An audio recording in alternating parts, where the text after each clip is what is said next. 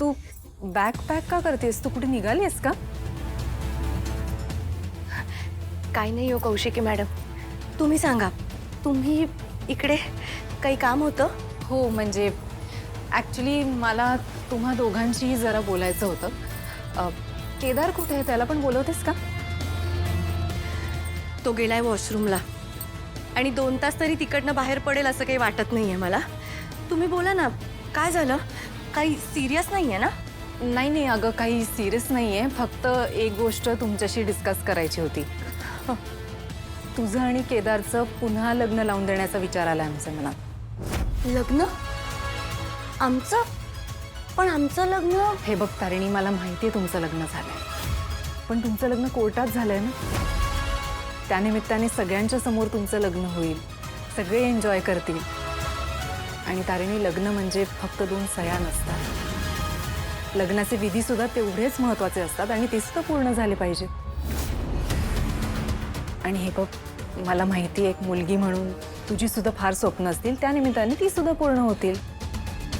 म्हणून मी हे डिसाईड केलंय की तुझं आणि केदारचं पुन्हा लग्न करायचं. काय झालं तारिणी? तुला माझी आयडिया आवडली नाहीये का? कौशिकी ताई,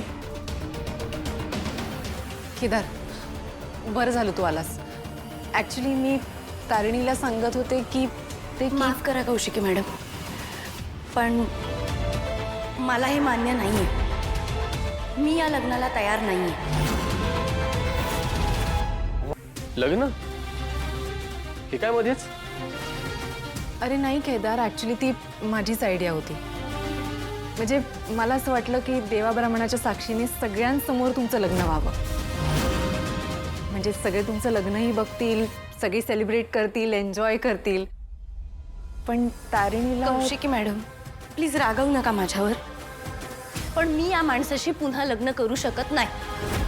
तारिणी अगं, एवढं चिडायला काय झालं? मी फक्त एक प्रपोजल घेऊन आली आहे. जे कोर्टात केलंय तेच सगळ्यांसमोर करायचंय. मी सांगतो. तू काय सांगणार आहेस?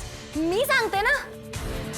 कसं असतं ना कौशिकी मॅडम, एकदा एक चूक केली तर ती चूक असते, पण सारखी सारखी तीच चूक केली ना की ती घोडचूक होते.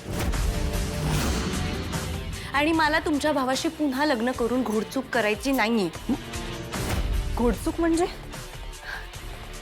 तुमचा हा भाऊ, किती जीवापाड प्रेम होतं त्याचं माझ्यावर, होतं की नाही? आणि म्हणून पळून जाऊन लग्न केलं तुझ्यासोबत. कौशिकी मॅडम, मी तुम्हाला सांगते, हा लग्न आधी इतका छान वागायचा ना माझ्याशी, काही त्रास नाही, सगळं व्यवस्थित, अगदी फुलासारखं जपायचं मला. पण आता बघा कसा वागतोय. लग्नाआधी सगळं ऐकायचं माझं, पण अजूनही तुझंच ऐकतो. काहीही ऐकत नाहीस तू. अरे? आणि वरनं असा बोलतो माझ्याशी. हो?